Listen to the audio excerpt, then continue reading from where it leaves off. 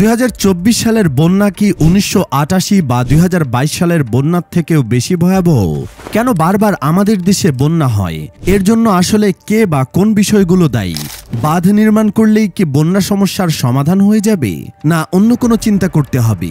বাঁধ কেনই বা খুলে দেওয়া হলো? বন্যাতে কি কি ক্ষয়ক্ষতি হলো? ভবিষ্যতে কি আমরা বন্যার বিরুদ্ধে প্রতিরোধ ব্যবস্থা গড়ে তুলতে পারবো, কিংবা তার জন্য আমরা কতটুকু প্রস্তুত? এই প্রশ্নগুলো যেন বর্তমান সময়ের দাবি। আজকের ভিডিওতে এই সকল কিছু নিয়ে বিস্তারিত আলোচনা থাকছে। আপনাদের সাপোর্ট পেলে আমরা বিশাল তথ্য সমৃদ্ধ নতুন নতুন ভিডিও বানাতে উৎসাহিত হব। তাই চ্যানেলটি যদি এখনো সাবস্ক্রাইব করে না থাকেন, তাহলে এক্ষুনি সাবস্ক্রাইব করে বেল বাটনটি বাজিয়ে দিন। বাংলাদেশে বন্যার ভয়াবহ তাণ্ডব শুরু হয়েছিল 1988 সালে। তাই বন্যার কথা আসলেই 1988 সালের কথা মনে পড়ে যায়। সেই বন্যায় দেশের প্রায় 60% এলাকা পানির নিচে তলিয়ে গিয়েছিল।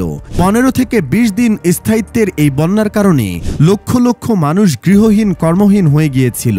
তারপর সবচেয়ে বড় বন্যা হয় 2022 সালে। তবে সেই বন্যায় সবচেয়ে বেশি ক্ষতিগ্রস্ত হয় সিলেট। সিলেটের প্রায় 80% মানুষ নিজেদের জায়গা জমি হারিয়ে আশ্রয় কেন্দ্রে অবস্থান নেয়। কিন্তু ইতিহাস সাক্ষী, 2024 সালের বন্যা যেন অতীতের সকল রেকর্ড পানির সাথে মিশিয়ে দিয়েছে। বন্যা বিভিন্ন সময় বাংলাদেশের তাণ্ডব চালিয়েছে, কিন্তু তাই বলে কি সেটা 2024-এর মতো হয়েছে, যেখানে মা তার নিজের জীবন বাজি রেখে তার শিশুকে একটা ছোট্ট পাতিলে করে ভাসিয়ে দিচ্ছে? একটা ছোট্ট বাচ্চা মরতে মরতে বেঁচে গিয়ে তার হারানো মা বাবাকে খুঁজছে। এক বৃদ্ধ মা তার চোখের সামনে নিজের শেষ সম্বল বসতভিটাটুকু পানির সাথে মিশে যেতে দেখেছে। হাজার হাজার গরু জলে ভেসে যাচ্ছে। যে যুবকটা চাকুরি না পেয়ে অনেক আশা, অনেক স্বপ্ন নিয়ে একটা মুরগির খামার করেছিল, সেই ছেলেটার স্বপ্ন আজ বন্যার পানি হয়ে তার চোখের সামনেই নিঃশেষ হয়ে যাচ্ছে।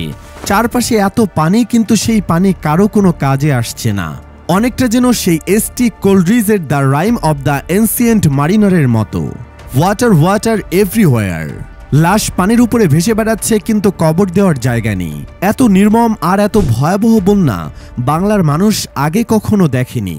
সর্বশেষ খবর পাওয়া পর্যন্ত কুমিল্লায় 10 জন, চট্টগ্রামে 5 জন, কক্সবাজারে 3 জন, ফেনীতে 1 জন, নোয়াখালীতে 5 জন, খাগড়াছড়িতে 1 জন, ব্রাহ্মণবাড়িয়ায় 1 জন ও লক্ষ্মীপুরে 1 জন সহ মোট 27 জন মারা গেছে। আরও 2 জন নিখোঁজ রয়েছে। জাতিসংঘ সহ বিশ্বের অন্যান্য সংস্থাগুলো বাংলাদেশের এই বন্যা নিয়ে তাদের উদ্বেগ প্রকাশ করেছেন। ত্রিপুরা রাজ্যের সীমান্তে গোমতী নদীর নিয়ন্ত্রক ডুম্বুর ড্যাম, যেটি ভারতের জলবিদ্যুৎ কেন্দ্র হিসেবে পরিচিত, সেটি খুলে দেওয়ার পরেই সুজলা সুফলা শস্য শ্যামলা বাংলাদেশের এই ভয়াবহ অবস্থা। যদিও ভারতের পররাষ্ট্র মন্ত্রণালয় এই যুক্তি মানতে নারাজ। তাদের মতে শুধু ডুম্বুর ড্যাম খুলে দেওয়ার কারণেই এই বন্যা হয়নি, মাত্রাতিরিক্ত বৃষ্টিপাতই নাকি এই বন্যার প্রধান কারণ। আবার তারা এও বলেছে ডুম্বুর ড্যামের গেট নাকি গোমতী নদীর পানির চাপে এমনিতেই খুলে গেছে, তারা খুলে দেয়নি। সে যাই হোক, ক্ষতিটা তো বাংলাদেশেরই হয়েছে।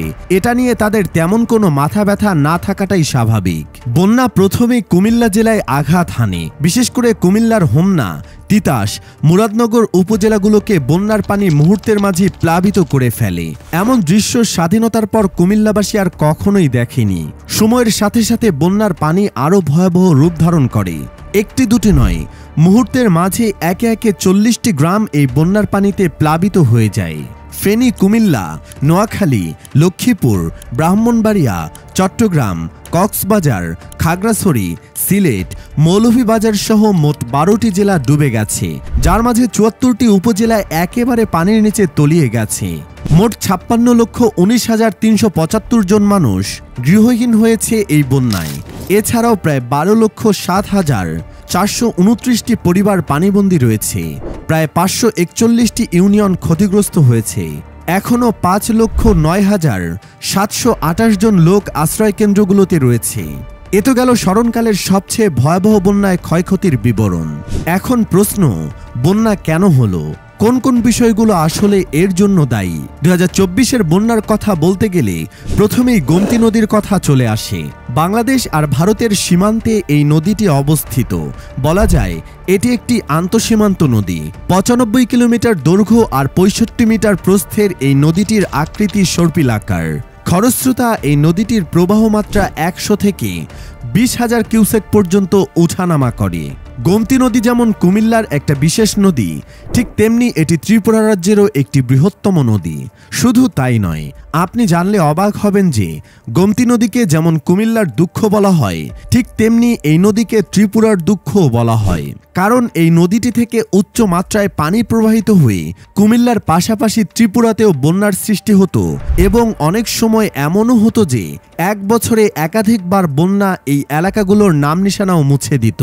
অনেকেই বন্যার কারণে তাদের পৈতৃক শেষ সম্বল ভিটামাটি ছেড়ে দীর্ঘ শ্বাস নিয়ে এলাকা ছেড়ে চলে যেত।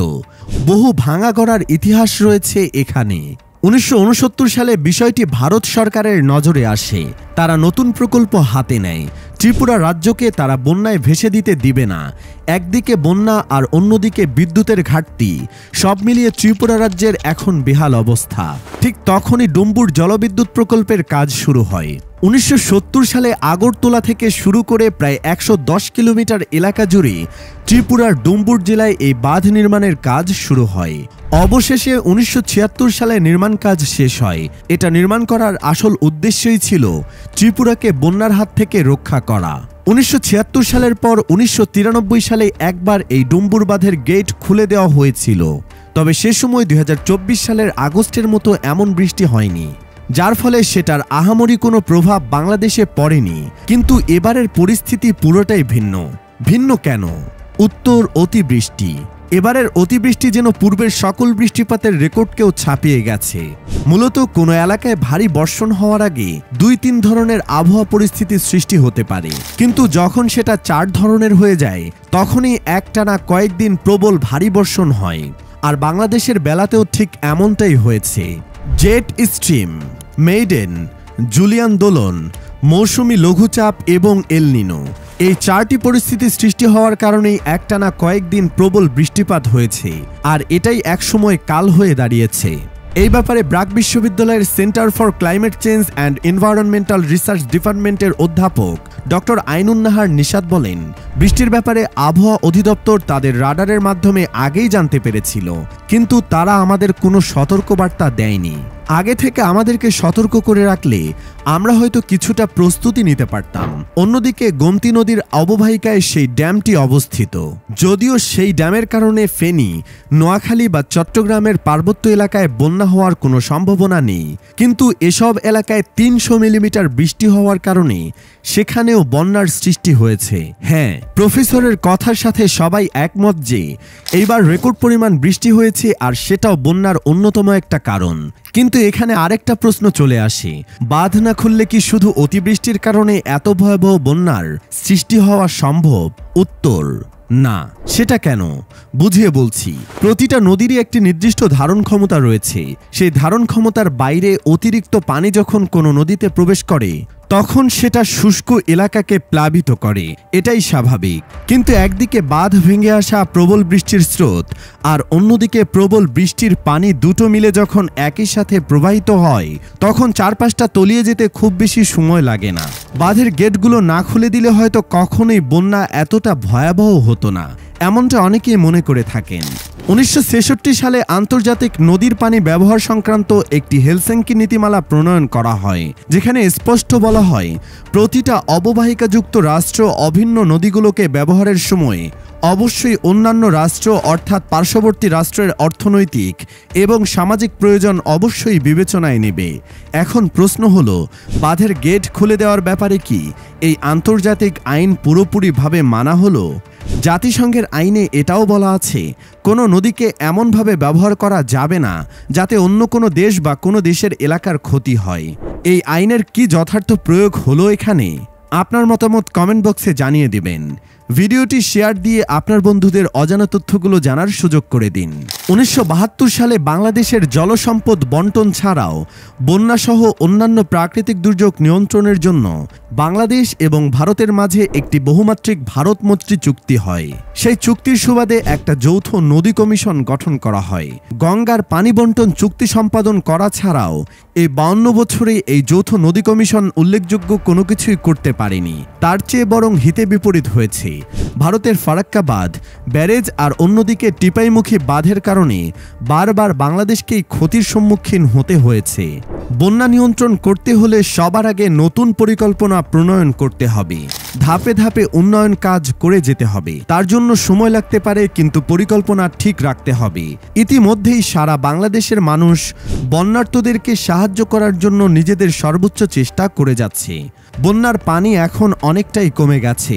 ভবিষ্যতে যাতে এমন পরিস্থিতি সৃষ্টি না হয় সেটার জন্য বৈজ্ঞানিকভাবে সঠিক বিচার বিশ্লেষণ করে পরিকল্পনা নিতে হবে।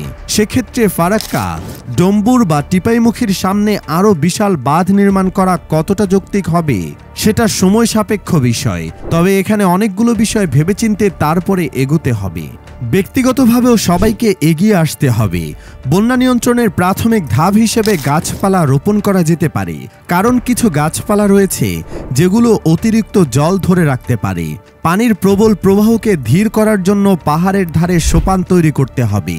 ইতিমধ্যে বিশ্বের উন্নত দেশগুলো, বিশেষ করে আমেরিকা, কানাডা, জাপান বন্যা নিয়ন্ত্রণ করার জন্য তাদের ড্রিম প্রজেক্টগুলোকে বাস্তবায়ন করেছে। সেক্ষেত্রে আমরা কতটা পিছিয়ে রয়েছি সেটা কাগজে কলমে হিসেব না করলেও চলবে। এখন প্রয়োজন সুষ্ঠু পরিকল্পনার সঠিক প্রণয়ন, যার ফলে একজন অসহায় মা কখনোই তার চোখের সামনে নিজের শেষ সম্বল বসতভিটা পানির সাথে তলিয়ে যেতে দেখে চিৎকার দিয়ে উঠবে না। সেই অবুঝ শিশুও যে একটা পাতিলে ভেসে বেড়াচ্ছিল, তার মা বাবা তাকে বাঁচিয়ে দিয়েছিল, সে অন্তত তার মা বাবাকে বড় হয়ে দেখতে পারবে। আর কাউকে এভাবে হারাতে হবে না।